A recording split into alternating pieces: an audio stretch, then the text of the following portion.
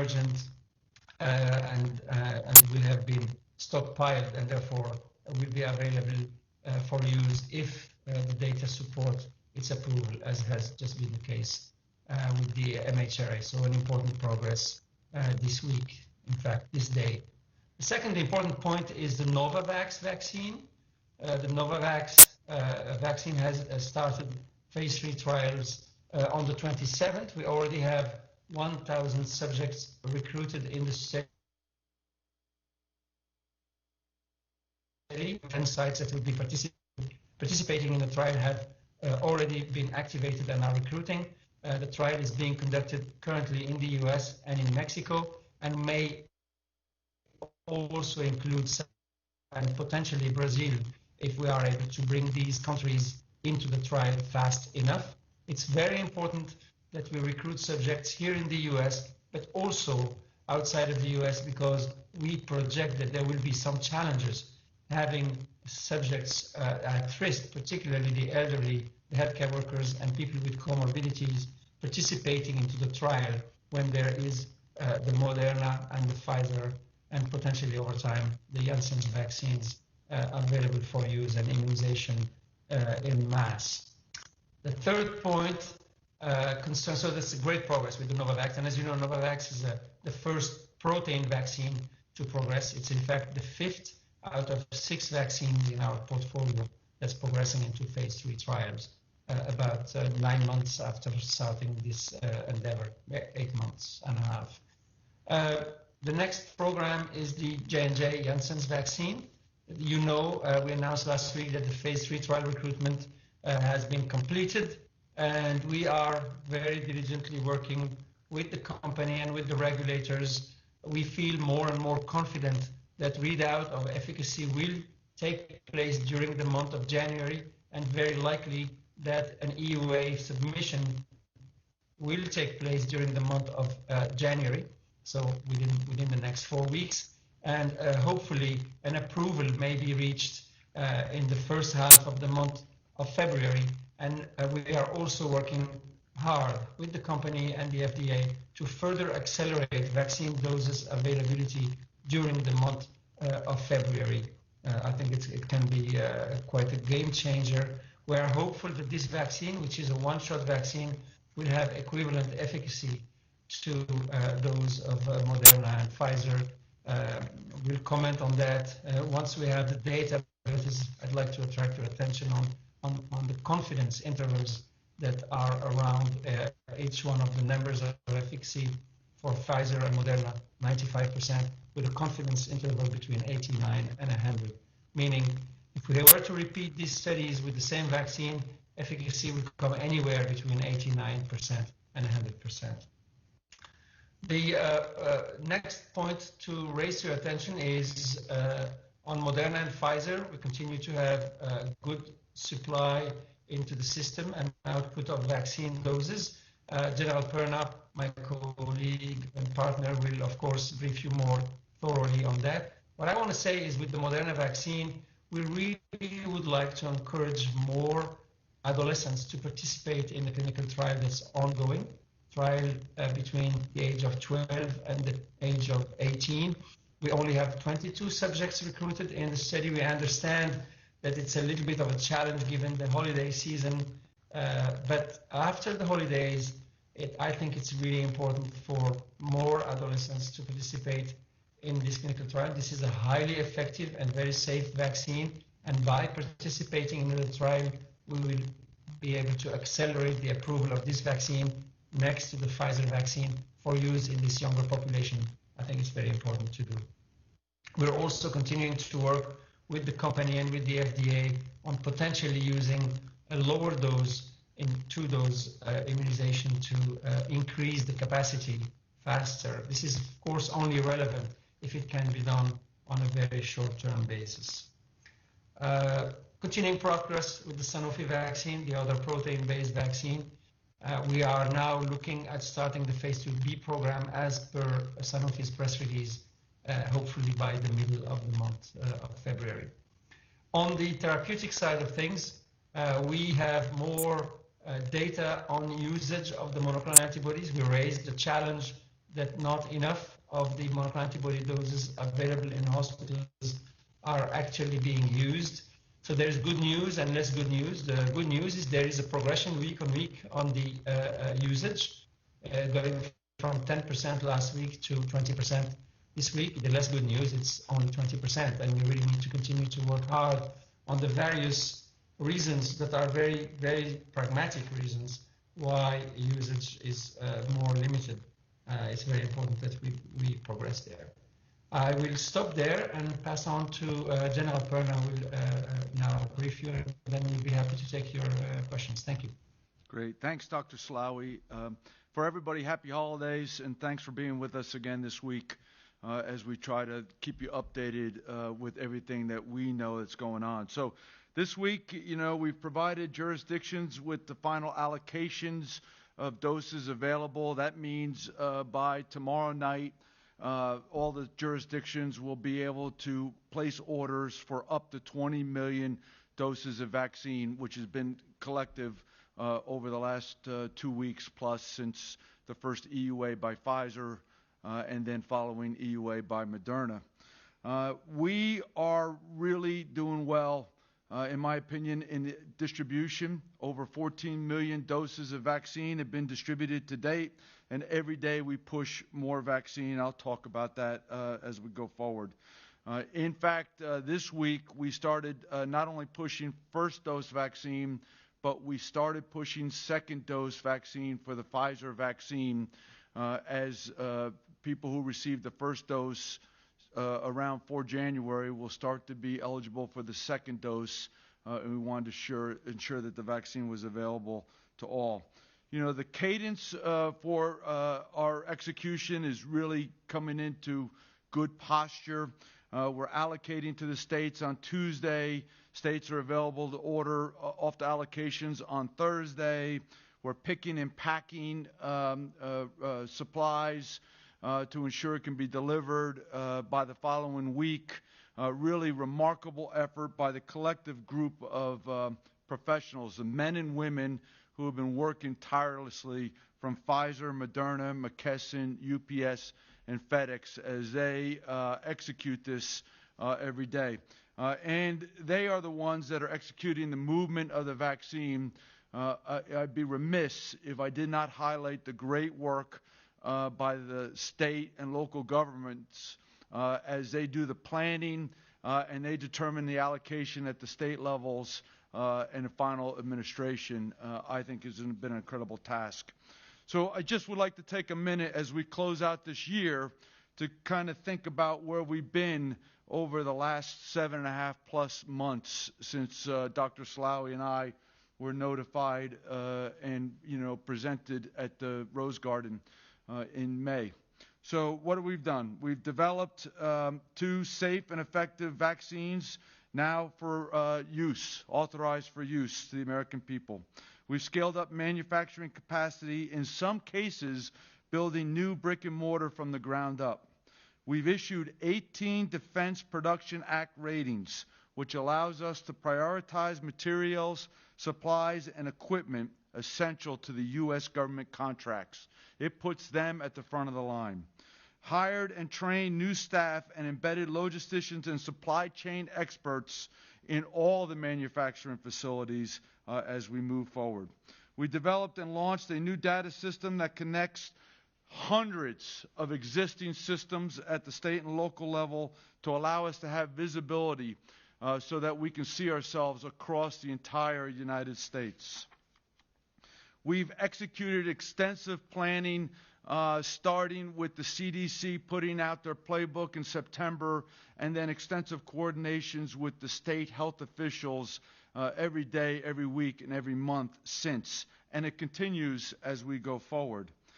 We dedicated regional planning teams that are constantly available 24 hours a day, 7 days a week at the CDC in support of the state and local governments. We provided IT specialists to help all the jurisdictions to see themselves so that they understand exactly where everything is at a single point of time. They can plan and direct accordingly. We developed a program, the CDC really developed a magnificent program to, in collaboration with CVS and Walgreens, to go to all of our long-term health care facilities and administer a vaccine to really one of the two top priorities, the elderly living in these homes. Over 906 clinics conducted to date as we ramp up to 4,000 a week. So really remarkable tasks. We've inked a partnership with 19 pharmacy chains to ensure as we go from stage 1A to 1B that we can expand the capacity of distribution throughout the country, which gives everybody greater access to the vaccine in each state as directed by the governors and the state health officials. We funded distribution for vaccines alongside of ancillary kits to ensure that those things were there when they were needed. And we did this early on so that we had the right distribution mechanisms and the right ancillary kits to be distributed with the vaccine. And we provided dry ice to everybody that wants it on the first replenishment for all Pfizer vaccines. We cut through the red tape, right, to ensure all the vaccines provided to Americans will be free of charge. And finally, as I started out with, we've allocated and will be available for final ordering 20 million doses by this Thursday. Distributed more than 14 million doses of vaccine to over 10,800 locations.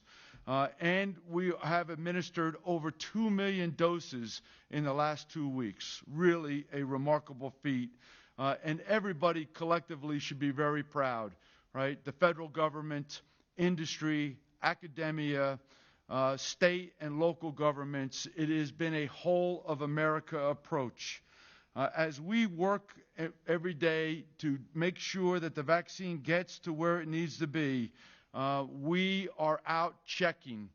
Yesterday I was able to go visit 2 hospitals in the local area, one in D.C. and one up in Maryland, and I just saw remarkably dedicated staffs who were engaged, who understood the vaccines under their care, who were involved in making sure that they were executing administration the right way to ensure that it's effectively used to the priorities of the governors in implementation. I was highly impressed.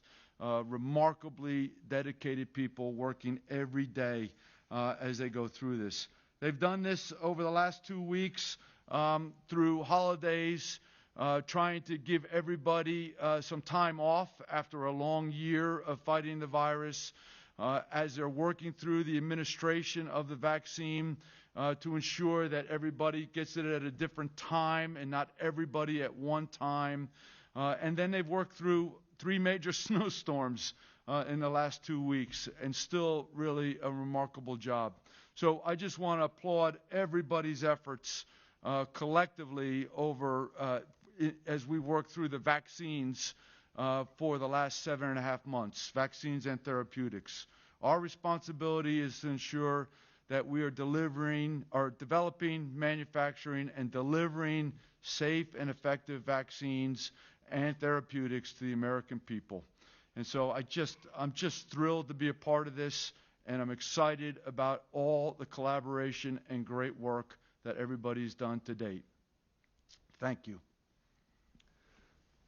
Thank you to you both. Moderator, we will now open it up for questions. As a reminder, please state your name and outlets, and please keep your questions as short as possible so we can get to as many as we can. Thank you. As a reminder, if you'd like to ask a question, please press *1, unmute your phone, record your name and your outlet clearly. Your name and outlet are required to introduce your question. If you need to withdraw your question, press *2. Again, to ask a question, please press *1. We'll go ahead and begin with Sarah Orman from Politico. Ms. Sarah, your line is now open. Hi, thank you. This is Sarah Overmalt from Politico. Dr. Tsui, I wanted to ask, or you were breaking up a little bit in the beginning when you were talking about the AstraZeneca vaccine.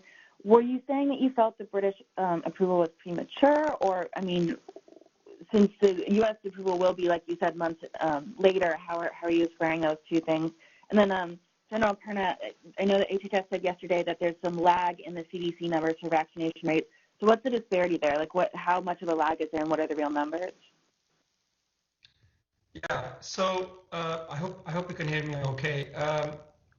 MHRA is a science-based, highly well-skilled regulatory agency, and therefore I am not raising any question as to the decision that they have made.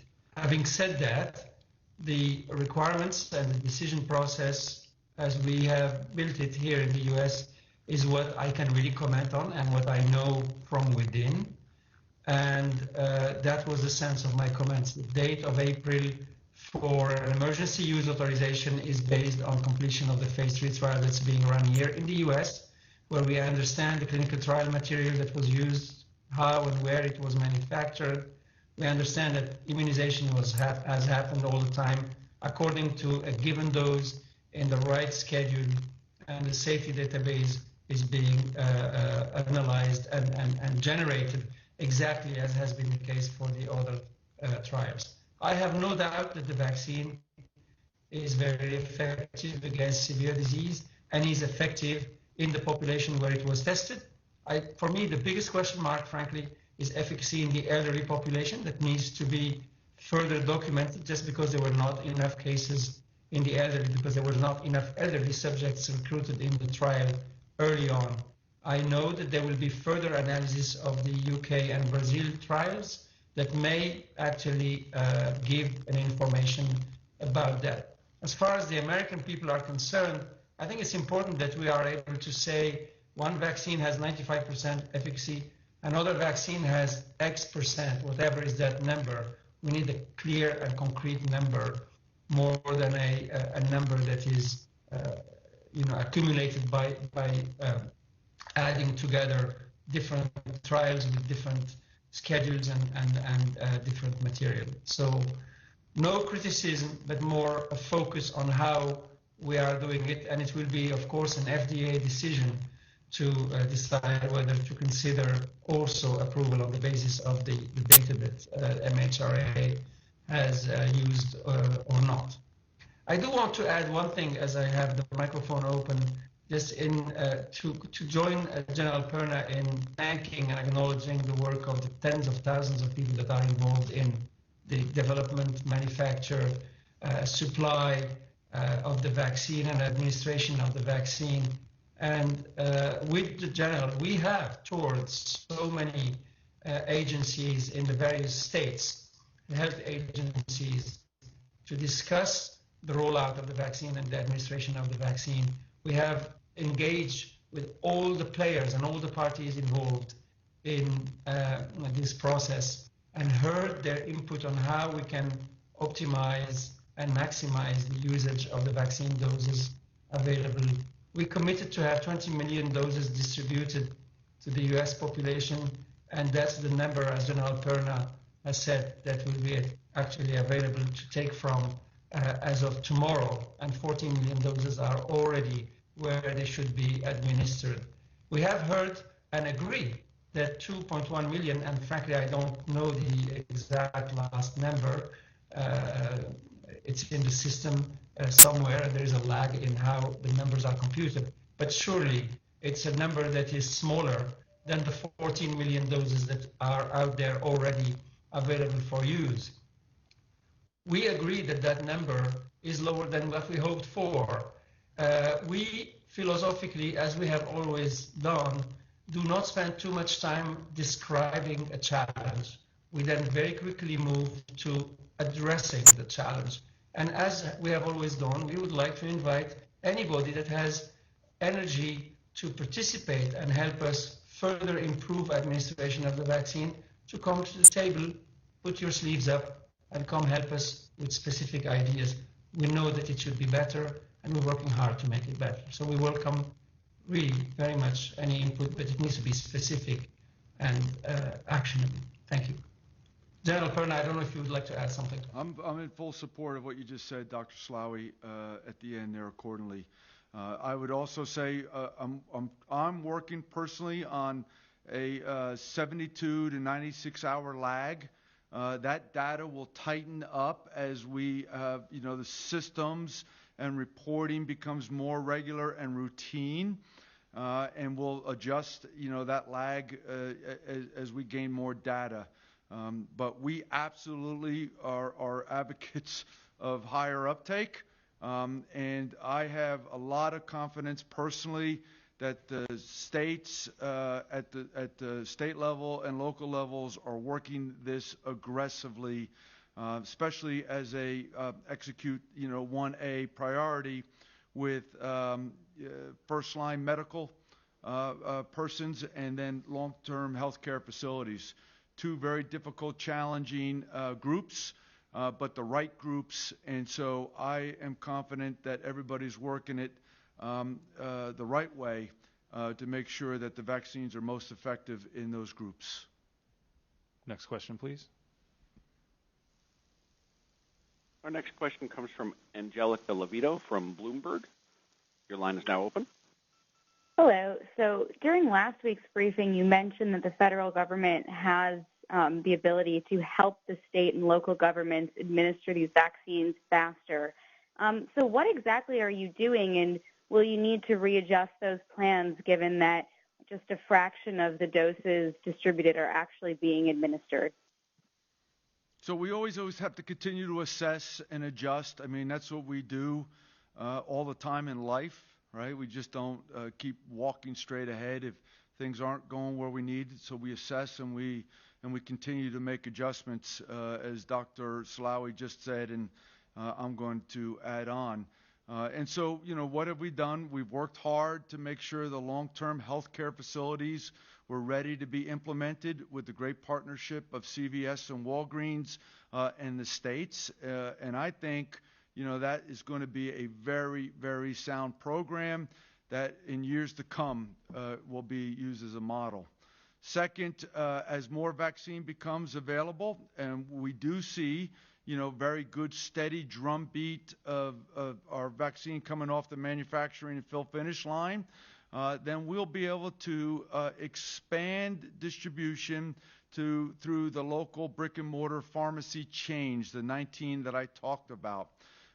We want to enable the governor's plans to their priorities, and we think adding them, right, to the distribution matrix, right, through the provider agreements will expand capability and capacity of distribution throughout the entire country. There's over 70,000 pharmacies already enrolled to do this.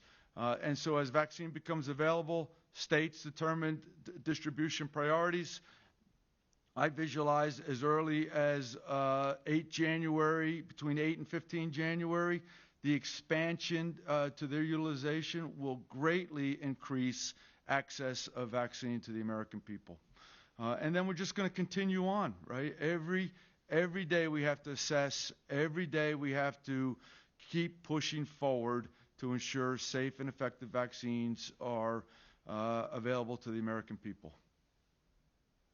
Thank you. Next question. Thank you. Our next question comes from Lauren Neergaard from the Associated Press. Your line is now open. Hi, thank you. Can you talk a little bit more about the decision by Britain today to actually allow a longer lag between first dose and second dose? Is that something that scientifically makes sense, and is that something that the U.S. might consider in trying to push out more first doses? I know you all have been very careful to say you're going to hold back in reserve the second dose for everyone who got a first dose so that there was no lag time. So, yes, scientifically, we and others have done experiments. When I say we, in my previous life, with other vaccines, have shown that if you space the time between two vaccine doses, 0 and 1 month, 0, 2 months, 0, 6 months, you increase immune response after the second dose. What I said each time when I spoke about that is to say it really is important to have in mind the level of transmission of the pathogen that's happening in the population at that stage, because efficacy after the first dose may be a challenge. Either the point efficacy, so in the case of Pfizer and Moderna, it's very high as of day 14, but we don't know how long it stays. So it's very important to acknowledge that we are in the dark there if we were to space. And in the case of the AZ vaccine, the efficacy that's been described in a very small subpopulation in the trial that has received the spaced period of time with the standard dose is about 50%. So one will need to just be very clear in the communication, and it will depend what alternatives you have in your portfolio of vaccines, whether it is worth protecting at 95% those most impacted by the disease very quickly, or whether it's worth immunizing the broader population with the vaccine at 50% efficacy. And that is only relevant, again, if vaccine doses are available for very widespread use into the population. My understanding in the publications is that the UK has 2 million doses of vaccine available for use as of now. The number of doses of vaccine will become larger as time goes by. So I think this addresses your question. It's an important one, but it's very important, I think, to use a vaccine based on how you have studied it.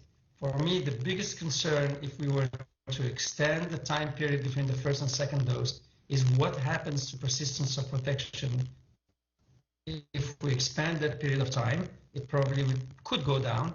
And if it goes down, in what way does it go down? Does it go down in a way it's simply less efficacious, or will we have some individuals that may have more severe disease or things like that? I would really advise not to do something that we have no characterization of. And in the case of AstraZeneca and MHRA, there is limited set of data, but at least there is some limited data there too. Nothing wrong is happening, but efficacy is moderate at 50%. Thank you. Thank you. Next question, please. Our next question comes from Rebecca Robbins from the New York Times. Ms. Robbins, your line is open. Hello, thank you for taking my question. I was hoping you could speak to the main factors that are driving the slower than expected uptake of vaccines, specifically the percentage administered compared to the percentage distributed. I know you'd mentioned the lag in reporting, but I was hoping to hear if you had a read on the other factors on the ground level that are influencing this lag. So, we're still gathering data. The CDC is working diligently on that as they work with the states. I do know that reporting has been really remarkable in its clarity to them, and they're assessing and working through the details. I know there's an extensive amount of collaboration going on between the CDC, regional coordinators, and each of the jurisdictions and states accordingly.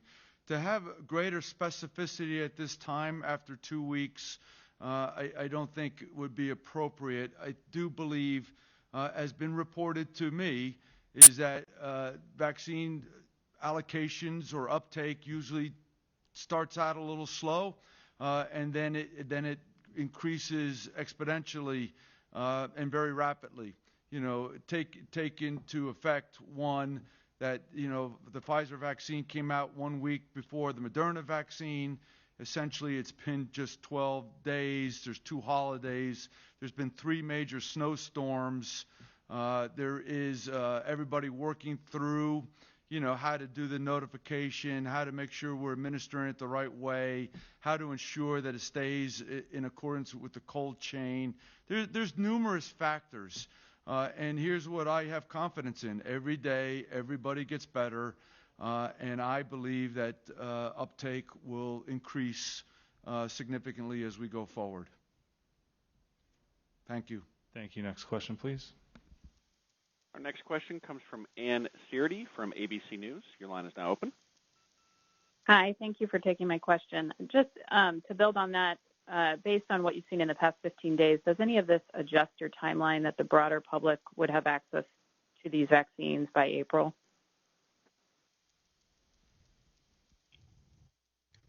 Well, in terms of vaccine doses, available, manufactured, approved for use, there's no reason to believe there will be any change. We still believe, of course, we know that the Moderna and the Pfizer vaccines are approved, are highly effective, are being manufactured as per plan. We had planned 20 million doses by the end of the year. They are there. Our plans continue to be the same. I have each time cautioned that manufacturing a vaccine is very complex, and therefore at some point there could be hiccups, but there's none at this stage. And therefore we will continue to have enough vaccine doses to go through the at-risk population and start to immunize, particularly as we signed the options with both Moderna and Pfizer to acquire another 100 million doses from each to make vaccine available and immunize the general population in terms of vaccine dose availability and capacity to distribute it. And in addition, I remain very confident that the Janssen's vaccine will be available probably in the month of February. And remember that the AZ vaccine, based on the trials running here in the US, may become available in the month of April. And so could the vaccine from Novavax that has just started its phase 3 trials. So from an availability standpoint, there is no issue. From an administration standpoint, I concur with General Perna that there's a learning curve into the system, and we're going through it. Particularly, a number of days have been quote unquote lost because of the holidays or snowstorms. Or we're learning, and we'll continue to learn, and we'll continue to listen and seek input, specific input from others to help further accelerate the uptake. I think as people see in the broad population that these vaccines are safe, people will again come forward more for vaccination. As vaccines become available in pharmacies, I think it will become more straightforward to go to a pharmacy and be immunized. So I expect that things will move back quickly. What we should be looking at is the rate of acceleration over the coming weeks, and I hope it will be in the right direction.